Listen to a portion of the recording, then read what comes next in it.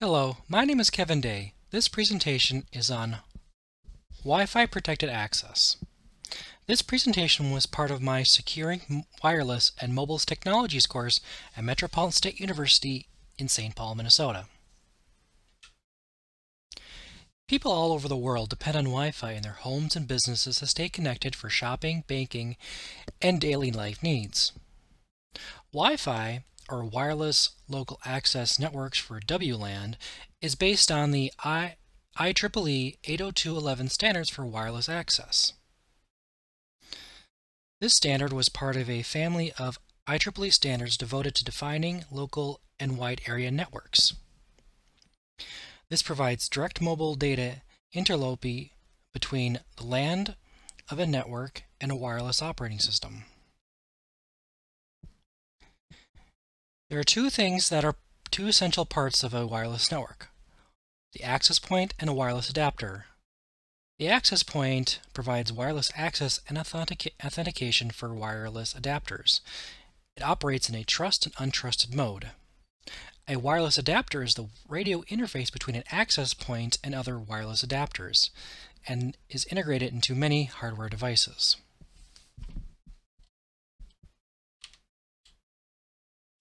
Securing Wi-Fi connections is an important part of securing personal data. The WiFi Alliance has always been at the forefront of Wi-Fi security, as the number of Wi-Fi devices in the world has grown significantly. The Wi-Fi Alliance is a wireless industry organization that exists to promote wireless technology and interlopability. The Alliance was founded in 1999 as the Wireless Ethernet Compatibility Alliance, WECA, and in 2002 they changed their name to the Wi-Fi Alliance. The organization's headquarters are in Austin, Texas.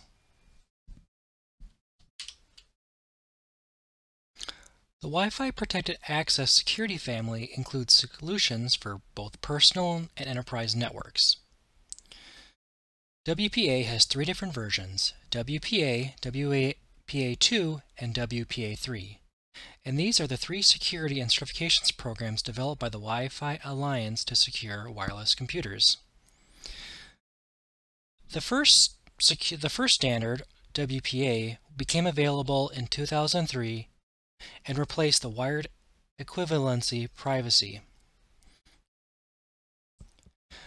WEP used a 64-bit or 128-bit encryption key that must be manually entered on a wireless access point and devices, which does not change. The WPA new standard implemented a temporary key integrity protocol, TKIP, that employed a per-packet key, meaning it dynamically generated a new 120-bit key for each packet, and thus preventing the types of attacks that would compromise the wired equivalent privacy, or WEP, protocol. After a year, the second version of WPA was released with better protection with the original WPA security.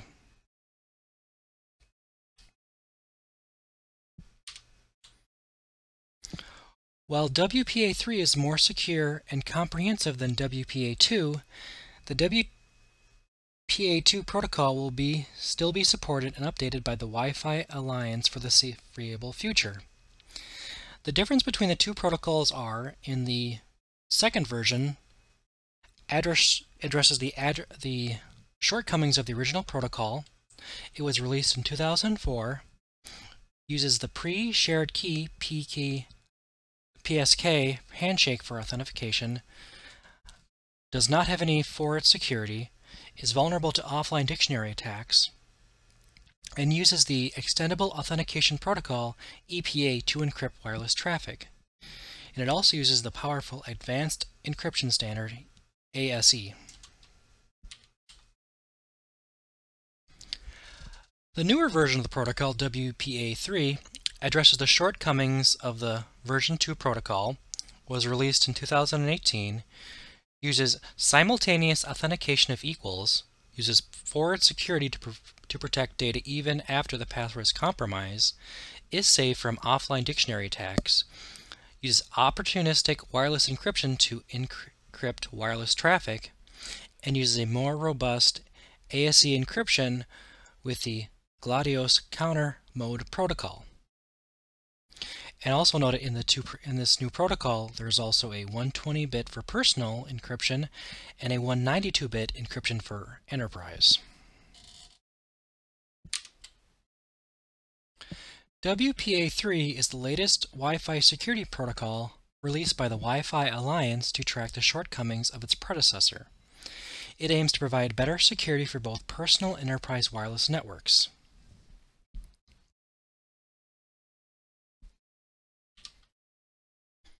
Its certification began in June 2018 and replaces the pre-shared key PSK exchange with a simultaneous authentication of equals exchange.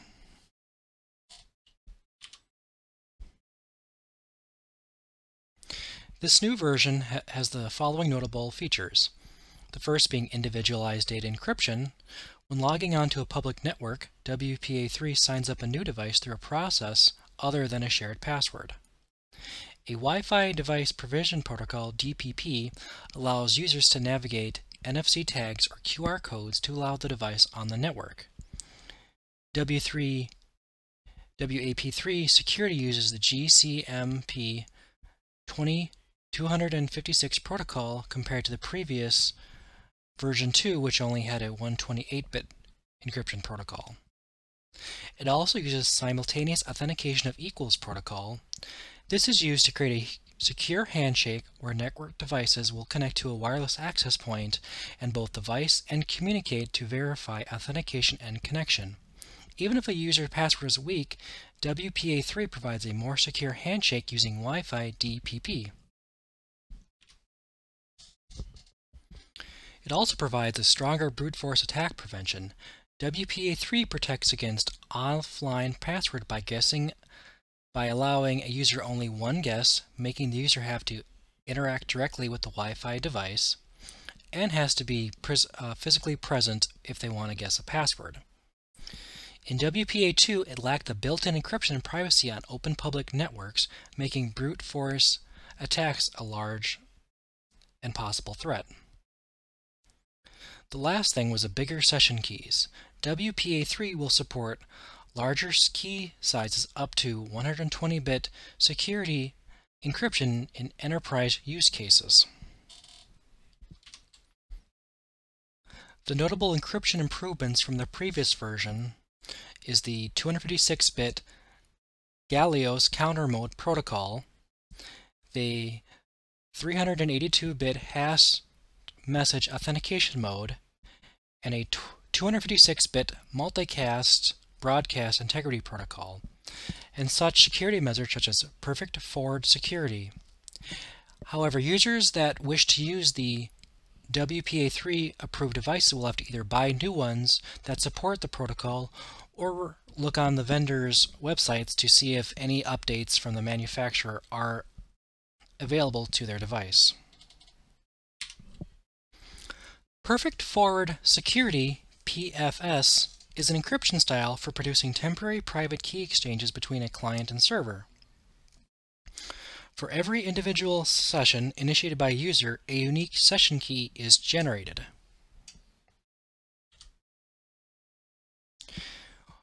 This unique session key, and a session key being an encrypted or decrypted key that is randomly generated to ensure the security of a communication.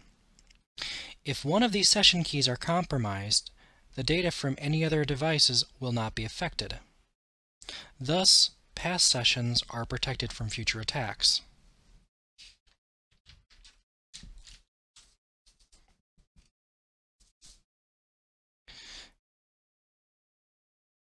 Without a PFS, a user initiates a communication session with the client and the whole conversation is encrypted based on the client's special key. The client uses the same special key to generate encryption for all of its sessions, and if it becomes compromised, so does all of the information contained within each conversation. With PFS, every communication session generates a unique encryption key that is separate from the special key, only lasts for the duration of the session. If an attacker was to compromise one of the user's special key, the conversation would stay encrypted and secure. This prevents the compromise of long-term security keys from affecting the confidentiality of past conversations and data.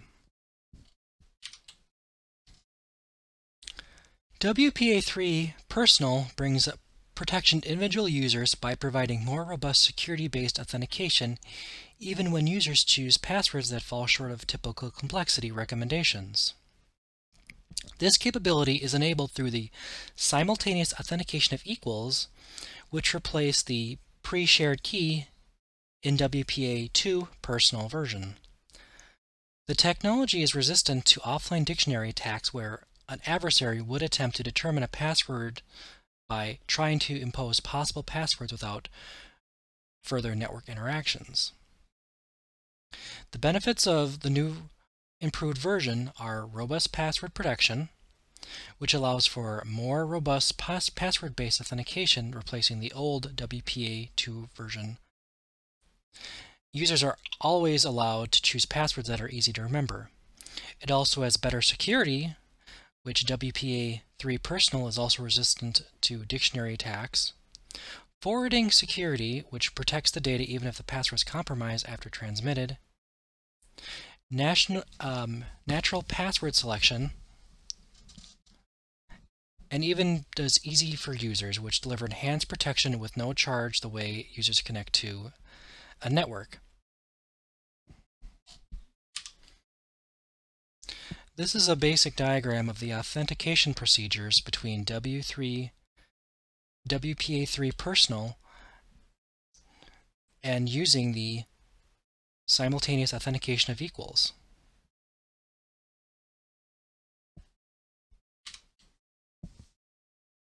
WPA3 Enterprise helps enterprise governments and financial institutions with greater security with its enterprise mode. Built upon the WPA2 and ensures constant application security protocols across the network. The minimum 128-bit security mode and cryptographic tools are introduced, as well as authentication encryption, where normal encryption provides privacy of data but not authentication of the sender or receiver.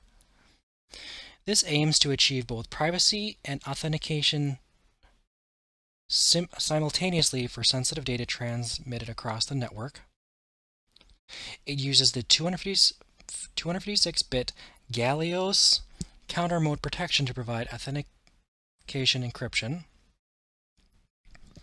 Uses a key derivative and confirmation using the 384-bit hash message authentication mode with secure hash algorithms.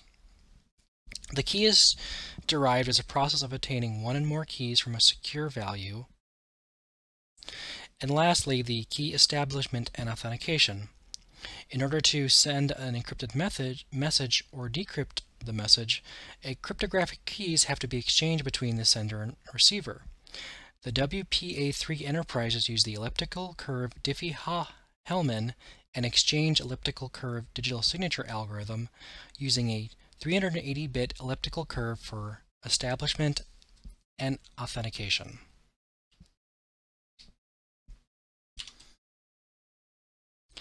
And here is a basic diagram of the WPA3 Enterprise process for authentication.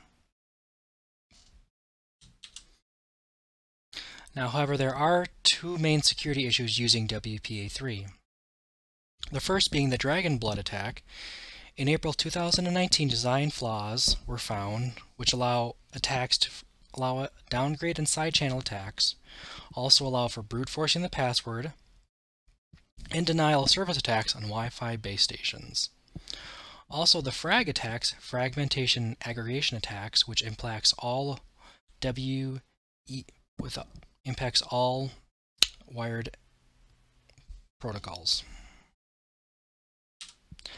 Thank you, and I hope you enjoyed this presentation.